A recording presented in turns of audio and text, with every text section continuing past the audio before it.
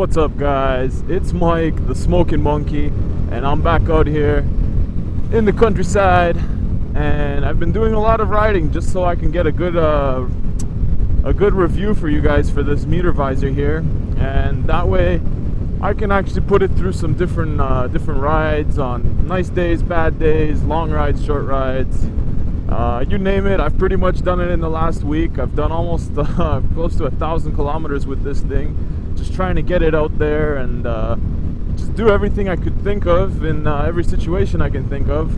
And I think I've got a pretty good idea of how this thing is. If you guys are looking for a windshield, I'll let you know if it's worth it or not. Maybe maybe you guys are gonna want this, maybe you guys are gonna want something else. But there is one more windshield that I'm gonna throw into the mix. I'm gonna be ordering, or actually I have ordered, I'm just waiting for it to arrive, the Givi windscreen for the SV650 3rd gen. And I'm gonna be seeing if that makes a big difference over this one, if it's worth the money. It is a little bit cheaper than this one, by about $20 here in Canada. But we'll see. Maybe it is worth the money because it is a bit taller, so I know it's going to be a little bit better at oh, this guy couldn't wait, huh? Man, in the countryside, people like to ride slow. I just like to cruise. We're going 90. It's not that slow, so I'm just enjoying the day. But like I was saying, the Givi will give you a lot better of a coverage. I'm sure of that. But I want to know if it's going to be a big difference when you're actually on the road. I want to see if it goes and makes it night and day, or if it's just a little bit better. But let's go find a nice spot to pull over, and I'll give you guys my thoughts, because I know you don't want to be staring at the back of this guy's Ford pickup for the rest of the video. So let's jump to that right now.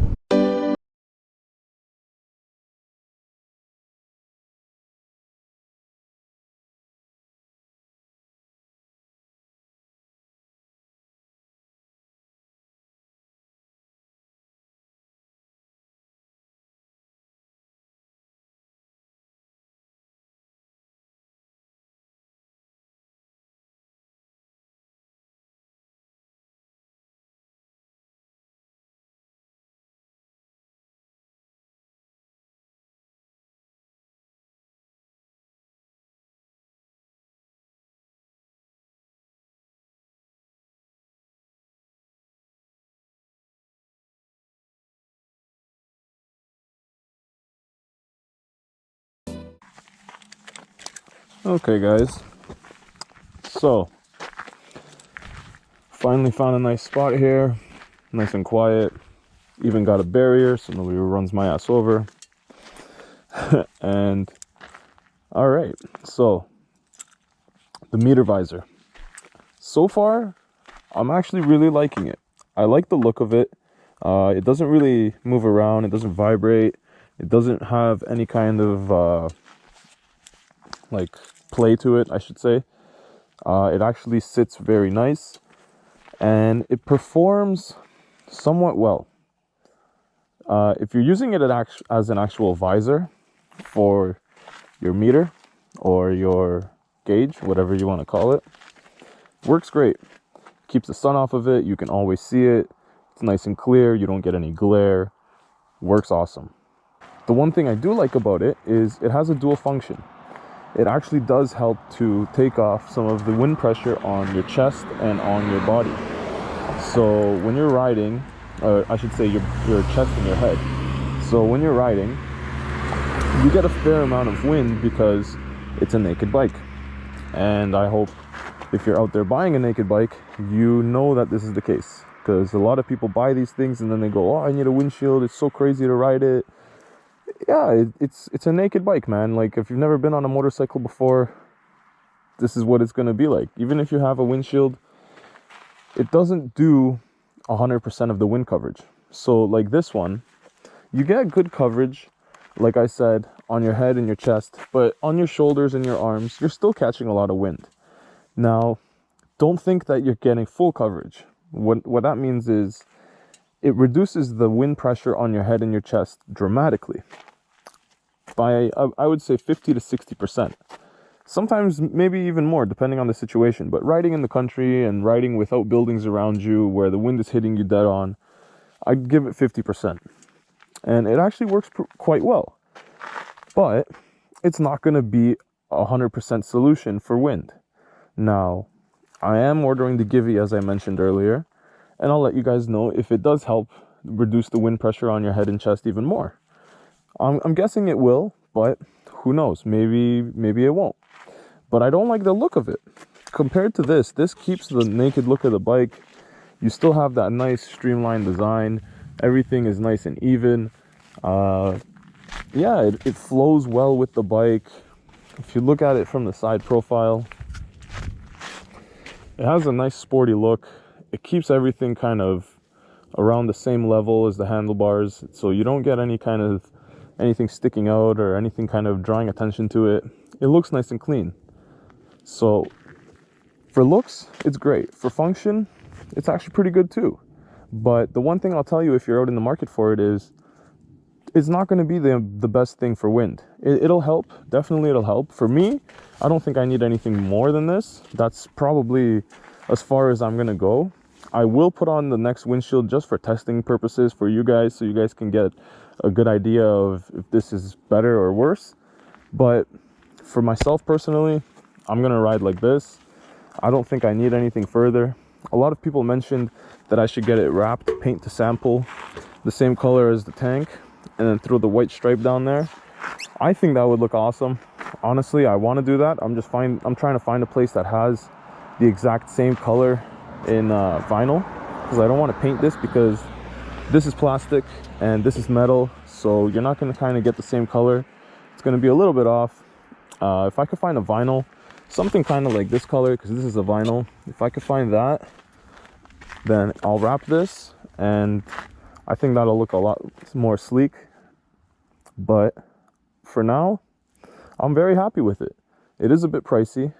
Some people were saying it costs almost $250 in Canada. It actually only costs $180 in Canada, but it is not the cheapest thing to put on there. Like I got my frame sliders cheaper, I got my mirrors cheaper, I got my tail, my fender eliminator cheaper. So it isn't the cheapest mod, but definitely it looks good. And what do you expect when you're ordering things straight from manufacturer? You're always going to pay top dollar. But let's get back out on the road, and you guys can see, because as you guys probably noticed on my way here, the wind was still kind of crazy. But let's get back on the road. You guys can see how it performs while I'm riding, and I'll give you my final thoughts.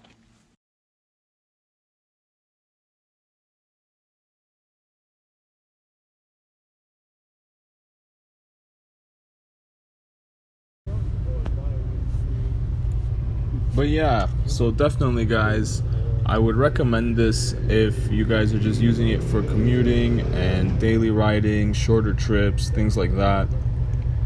I would say it's great. But if you're doing more of like day trips and highway riding, longer rides, or if you're just generally really worried about the wind, you don't like the wind on you, then definitely I'd go for something a little bit beefier, a little bit bigger. And maybe the Givi is the one for you. We'll find out when I test it out. And I don't know if you guys have been reading the comments, but a lot of people have been complaining about the seat and how hard the seat is. So I'm actually thinking of picking up the tuck and roll seat from Suzuki, the OEM one, just to see if maybe I can get like a little bit more comfort out of it. For me, it's not bad. Honestly, my seat's broken in. I've done about 4,000 kilometers on it. If I were to say every sport bike gets uncomfortable at a certain point, probably around the 2-hour mark, just because of the way your legs are. When your feet are positioned behind your legs or behind your hips, or at the same position as your hips when they're bent like that, that's what causes that cramping up, and that's what gives you that pain in your butt and in your leg. If you stretch your legs out in front of you, like I do sometimes on my sliders, it relieves that pain right away. So I can tell you it's not from the seat, it's more from the position you're sitting in. And they do make another seat from Corbin.